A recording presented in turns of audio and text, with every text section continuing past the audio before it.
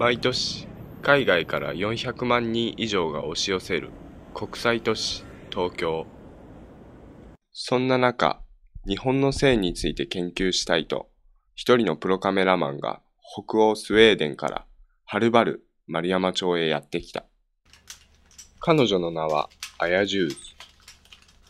有賀氏に会って話を聞きたいという。彼女は何を思って来日し、有賀氏に会って何を感じ取ったのだろうか。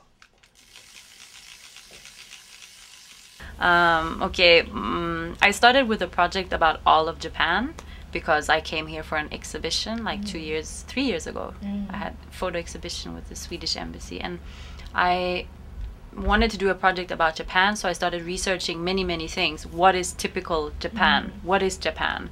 I met many people, and I think, sumo, geisha, very traditional things. That's still interesting, but I found out that the Japanese sexuality is very strong everywhere. You can see sexuality is strong all over the world, and it's used commercially to, I mean, it's a big part of how you sell things and use commercial. But in Japan, it's different from where I brought up. It's very different from Europe, and it's different from anywhere I've been. So I realized that in order to make a good project about Japan, you have to include and research a lot about Japanese sexuality, because it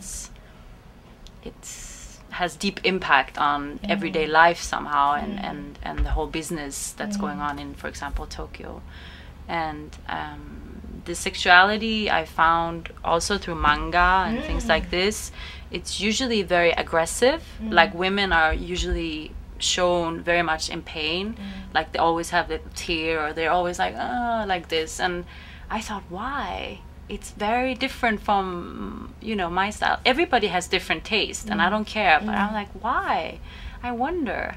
So I started interviewing Japanese women and some Japanese men, and trying to find out the character of Japanese society and Japanese sexuality together. He's like a little treasure from old time, in very unexpected person. I think it was very nice to meet him. And this place is like hidden place. You're like, oh, everything is like from. So I think it was like little jewelry. Found little piece of jewelry in Shibuya. Like, oh wow, little shiny thing. Yeah. So I wanted to ask him many things, but too little time today. I was really interested. I mean, he has a long story with his life, but also his connection to Tokyo and Shibuya and the whole love hotel business, because he's very unique somehow. His story is very special. So I was quite happy to see him. はちゃめちゃさから生じる未知の面白さ、新しさ。日本、そして東京にはそんな魅力があるのだと彼女は言う。When I used to live in Harajuku, I went to Europe for maybe 4 months.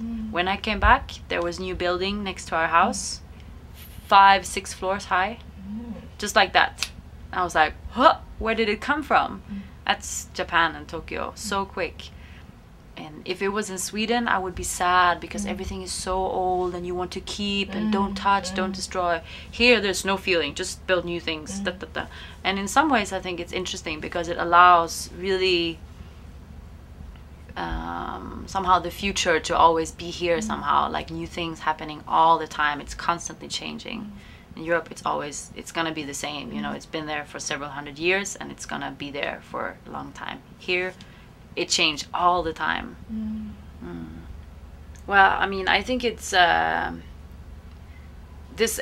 putting many love hotels in one area and the whole thing, it creates a very special character of area. It's very like unique in its own way. I mean, these kind of areas, and I think sometimes they're not very nice to be in because there's a lot of like cheap sex being sold everywhere, but I still think it's very interesting because it's part of society and it's part of human culture or whatever. So I walk around and I look and I check things out. So yeah, it's interesting to see what it creates to put many places like this in small area. What happens, and just to walk around looking and like, you know, it's interesting. 日本古来の諸行無常という考えを感じ取ってか、我々の問いかけにこう答えた彼女。絶えず変化し続けることを要求された土壌だからこそ、日本、東京は常に一か八かなのかもしれない。